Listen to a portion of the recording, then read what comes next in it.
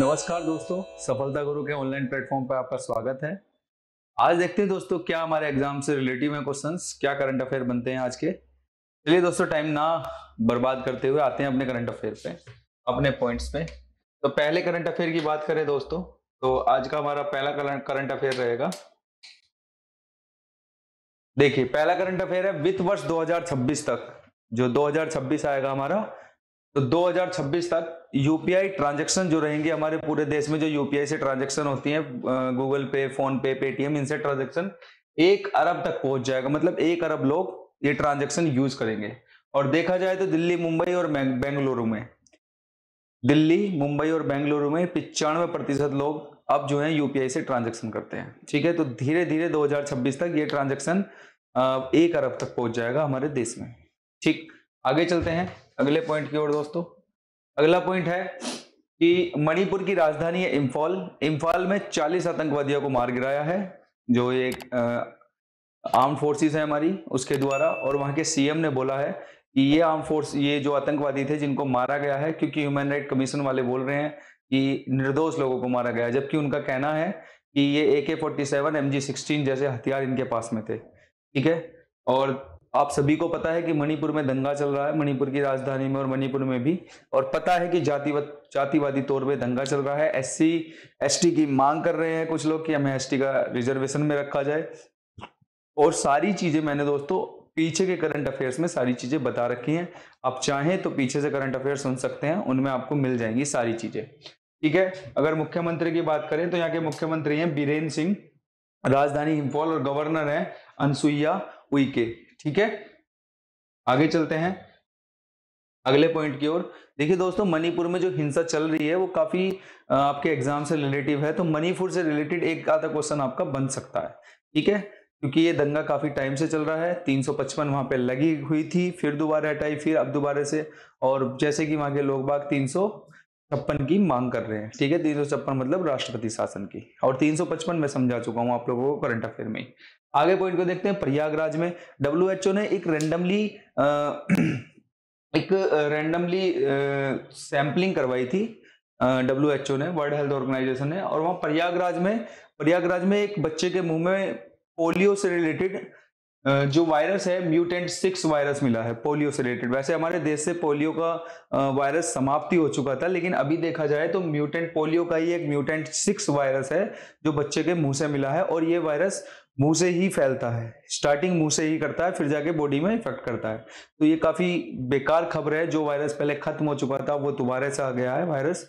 तो इस चीज पे हमें थोड़ा ध्यान बरतना पड़ेगा, और ध्यान रखना है म्यूटेंट 6 पोलियो का वायरस है हमारा, म्यूटेंट 6, इसका हमें खासतौर से ध्यान रखना है। क्वेश्चन बन सकता है कि पोलियो का, क्वेश्चन ऐसे बन सकता है हमारे देश में कौन सी पेंडेमिक थी जो खत्म ही कर दी गई। तो पोलियो तो खत्म कर ही दिया है, लेकिन पोलियो से रिलेटेड क्वेश्चन आ गया कि पोलियो का कौन सा वायरस दोबारा देखा गया है, तो म्यूटेंट 6 किस जगह देखा, किस राज्य में देखा गया है। तो आप कहोगे सर उत्तर प्रदेश में। जिले में किस में देखा गया है, तो प्रयागराज में। ठीक है, इलाहाबाद का नाम प्रयागराज कर दिया था। आगे चलते हैं अगले पॉइंट की ओर।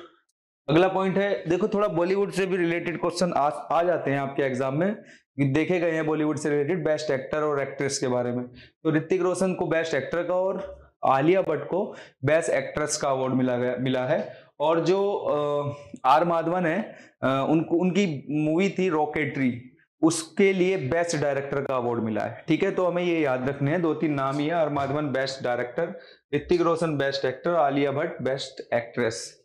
असम राज्य को आज देखो पूर्वोत्तर भारत के राज्य है, पूर्वोत्तर भारत को पहली बार वंदे भारत ट्रेन मिली। क्वेश्चन अच्छा हो सकता है, क्योंकि हमें पता है कि पूर्वोत्तर भारत में ही लड़ाई चल रही है। मणिपुर पूर्वोत्तर भारत का ही हिस्सा है। ठीक है, तो पूर्वोत्तर भारत का जो असम है, असम राज्य है, उसमें पहली वंदे भारत ट्रेन मिली है आज।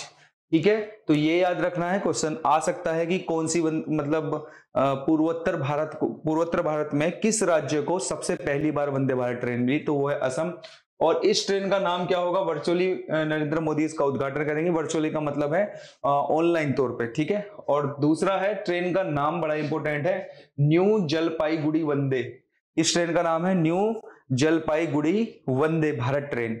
तो नाम भी याद रखना है, राज्य भी याद रखना है और पता होना चाहिए पहली वंदे भारत ट्रेन, ठीक है। और आपको सभी को पता है कि जितनी भी वंदे भारत ट्रेन चल रही है वो सभी पीएम मोदी उनका क्या कर रहे हैं, हरी झंडी दिखा रहे हैं, उनका उद्घाटन कर रहे हैं, उन्हें चलाने के लिए हरी झंडी दिखाई जा रही है पीएम मोदी के द्वारा।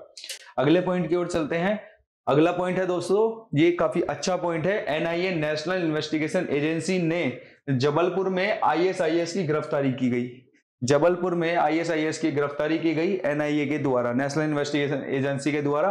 और उस गिरफ्तारी में जब उन लोगों से पूछताछ की गई तो उनका लक्ष्य था कि 2050 तक भारत को एक इस्लामिक स्टेट बनाने की फिराक में थे। उन लोगों का एक लक्ष्य था कि 2050 तक भारत को इस्लामिक बना देंगे, ठीक है दोस्तों। तो ये बहुत अच्छी उपलब्धि है एनआईए की, नेशनल इन्वेस्टिगेशन एजेंसी की। आगे चलते हैं अगले पॉइंट की ओर दोस्तों। अगला पॉइंट है कि एकनाथ शिंदे सरकार, ये अच्छा क्वेश्चन बन सकता है कि एकनाथ शिंदे सरकार, पता है आपको महाराष्ट्र में सरकार ने बांद्रा वर्सोवा सी लिंक, जगह है एक बांद्रा वर्सोव सी लिंक का नाम बदलकर क्या रख दिया है, उसका नाम वीर सावरकर सेतु। याद रखना है हमें कि वीर सावरकर सेतु जो नाम रखा गया है वो बांद्रा वर्सोव सी लिंक को हटाकर या उसको बदल कर रखा गया है। और आपको पता भी होगा कि सावरकर जयंती 28 मई को, कल हमारी सावरकर जयंती भी थी। पीएम नरेंद्र मोदी ने नए संसद भवन का उद्घाटन भी किया था और सावरकर जी के बारे में काफी भाषण भी दिया था, बोला भी था उनके बारे में, ठीक है। आगे चलते हैं अगले पॉइंट की तरफ दोस्तों। अगला पॉइंट है कि मध्य प्रदेश में आप सभी को पता है कि 20 चीते लाए गए थे अफ्रीकन कंट्री से, जिसमें से आपको पता है पहले मैंने बताया था कि 4 चीते मर गए और अब देखो 56 दिन में टोटल 6 चीतों की मौत हो चुकी है और अब जो बचे हुए हैं सिर्फ 14 चीते बचे हुए हैं। जबकि बात ये कही गई थी जल्द से जल्द, 56 दिन पहले और 56 दिन से पहले भी बात चल रही थी कि इन्हें जल्द से जल्द मध्य प्रदेश के कूनो पार्क से ट्रांसफर करके राजस्थान भेजा जाए, लेकिन ये इस बातों पर किसी ने गौर नहीं की, इसी वजह से 56 दिनों में 6 चीतों की मौत हो गई, ठीक है। तो ये एक तरीके की लापरवाही ही थी, पर कोई नहीं, हमें इन चीजों पे ध्यान नहीं देना, हमें तो बस अपना देखना है। क्योंकि क्वेश्चन हमारे ऐसे बन सकते हैं कि सबसे पहली बार अफ्रीका से जो चीते लाए गए थे वो किस पार्क में रखे गए थे, तो आपको याद होना चाहिए मध्य प्रदेश के कूनो पार्क में। अगर अभी ट्रांसफर हो जाते हैं तो आपको यह भी याद रखना है कि मध्य प्रदेश के कूनो पार्क में 6 चीते भी मर गए थे।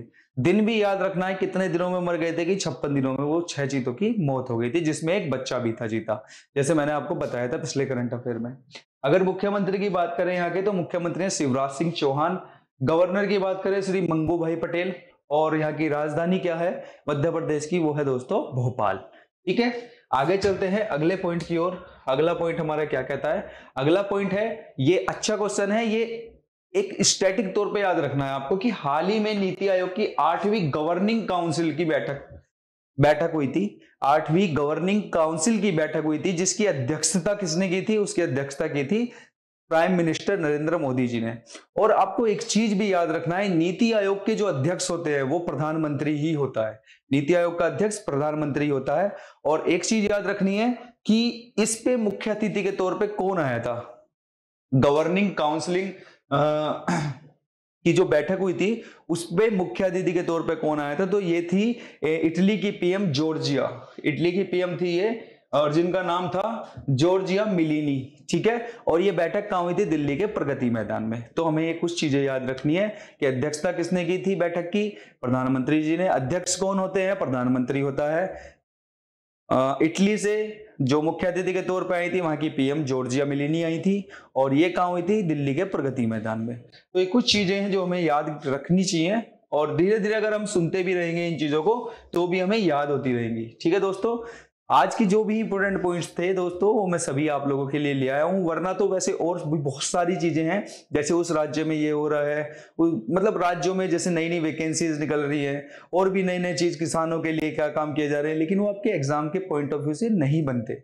क्योंकि एग्जाम में, मैंने आपको फिर बता रहा हूं दोबारा से, एग्जाम में आपके इंटरनेशनल रिलेशंस देखे जाएंगे, एग्जाम में आपके स्टेट से स्टेट के रिलेशन देखे जाएंगे, एग्जाम में आपके एथलीट से रिलेटेड देखे जाएंगे कि किस एथलीट ने दूसरी जगह जाकर, दूसरी कंट्री में जाकर भारत का क्या नाम किया। क्वेश्चंस देखे जाएंगे किस जो फॉरेन कंट्री है उनके लोगों, फॉरेन कंट्री ने भारत के किन लोगों को किस सम्मान से नवाजा है।